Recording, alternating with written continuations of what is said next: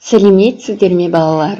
Ана тілі пәні 1-ші сынып 12-ші сабақ. Сабақтың тақырыбы жуан және жіңішке дауысты дыбыстар. Бәрінен де жақсы. Ыбырай Алтынсарин. Ыбырай Алтынсарин шын аты Ибрахим. Қазақтың аса көрнекті ағартушысы, педагог, жазушы, этнограф, фольклоршы, қоғам қайраткері, ақын, балалар әдебиетінің атасы, дала қоңырауы, ең алғаш қазақ қыздарына арнап мектеп ашты. Әліппе жазды. Ол 1841 жылы қазіргі Қостанай облысының аумағында дүниеге келген.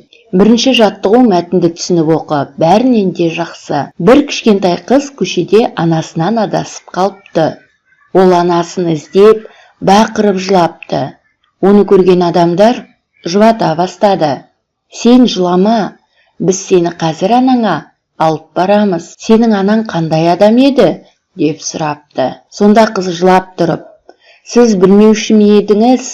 Менің анам ең жақсы адам, ол бәрінен де жақсы депті.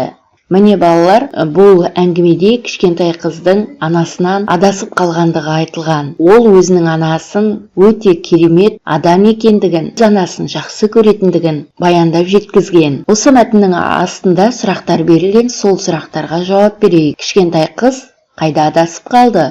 Кішкентай қыз көшеде анасынан адасып қалды. Ол не істеді? Ол анасын іздеп жылай бастады. Адамдар қызды не деп жұбатты?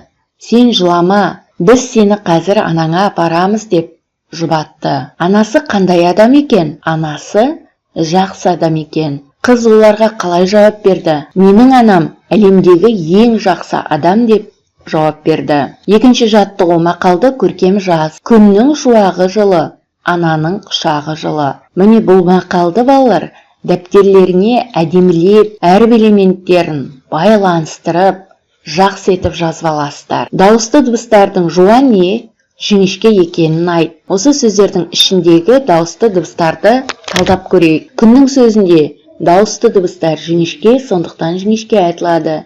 Шуағы деген сөзде дауысты дыбыстар жуан, сондықтан жуан айтылады. Жылы деген сөзде дауысты дыбыстар жуан, сондықтан сөз жуан айтылады. Ананың деген сөзде дауысты дыбыстар жуан, сөз сондықтан жуан айтылады. Құшағы деген сөзде жуан дауысты дыбыстар кездеседі, сондықтан сөз жуан айтылады. Жылы деген сөзде жуан дауысты дыбыстар кездесіп тұр, сондықтан сөз жуан айтылады. Үшінші жаттығу, төмендегі берілген сұрақтар бойынша өз отбасың туралы әңгімеле. Отбасыңда қанша адам бар? Олар қайда жұмыс істейді?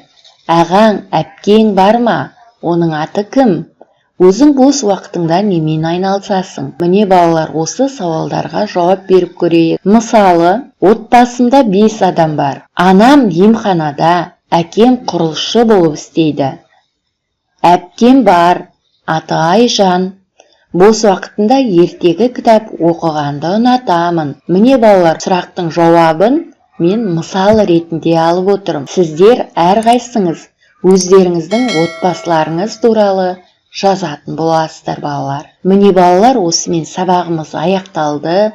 Назарларыңызға рахмет. Сау болыңыздар. Келесі сабақта жүздескенше балалар.